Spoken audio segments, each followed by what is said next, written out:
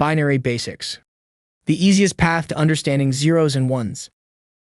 Why computers use binary. So now that you know what binary is, you might still be wondering why computers use it. I mean, humans count with 10 digits. Why didn't we just build computers that work the same way? Why not make them speak our language and use the decimal system? Well, the real answer has nothing to do with what's easiest for us. It has everything to do with what's easiest for the machines. Computers don't recognize handwritten numbers or symbols the way we do. They speak in voltage. At the hardware level, everything comes down to one simple question. Is electricity flowing or is it not? It's either a clear voltage signal or no signal at all. You've probably seen this visualized before as a square wave with sharp rises and falls that bounce between two voltage values. That is the heartbeat of binary. The signal is either low or high, off or on, a 0 or a 1. And that's why binary is such a perfect match. It reflects the physical reality of how computers operate. No fuzziness, no maybe, no in between. Just two clean, distinct states providing exactly what computers need to function with speed and reliability. Now imagine if we tried to give a computer 10 different voltage levels to represent the digits 0 through 9. That would be a nightmare.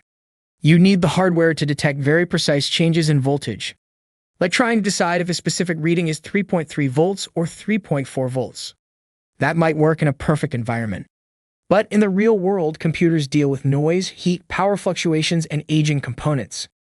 Over time, it becomes nearly impossible to tell those tiny voltage differences apart. But if we just use two levels, the system becomes incredibly stable. On top of being reliable, binary also works incredibly well with logic. Computers aren't just storing information, they're constantly making decisions.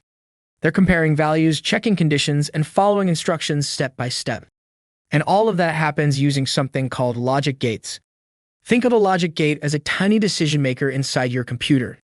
It takes in one or more binary inputs and produces a single binary output based on a specific rule. For example, the AND gate only turns on if both inputs are on. If either input is off, the result is off. It's like saying, I will only go to the movies if my friend brings popcorn and I have a free evening. Both things need to happen or it's a no for me. The OR gate is more relaxed. It only needs one input to be on. If either condition is true, it gives a yes. There's also the NOT gate, which is like a reverse switch.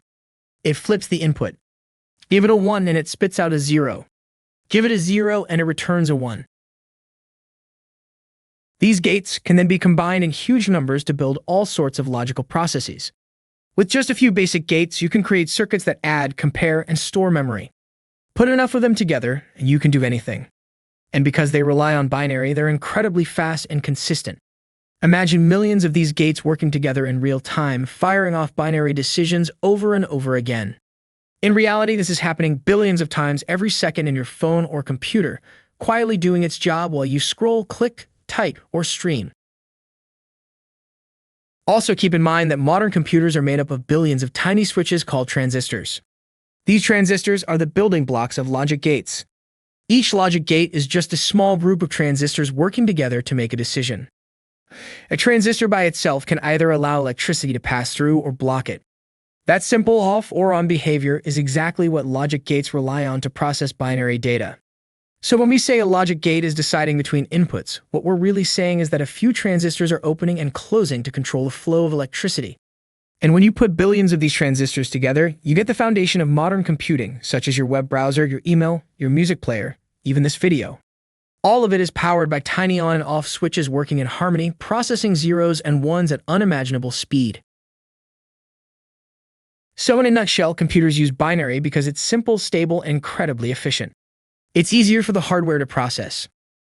It lines up perfectly with electronic circuits. It allows logical decision-making to happen at lightning speed. And while it might feel a little limited at first glance with only 2 digits, it turns out you can do an incredible amount by combining zeros and ones in an unlimited number of creative ways. And that is exactly where we will be going next. Because as useful as a single 0 or 1 might be, the real magic starts when we stack them together. In the next video, we'll break down what a bit actually is, what happens when you group them into bytes, and how those simple pieces start forming actual data.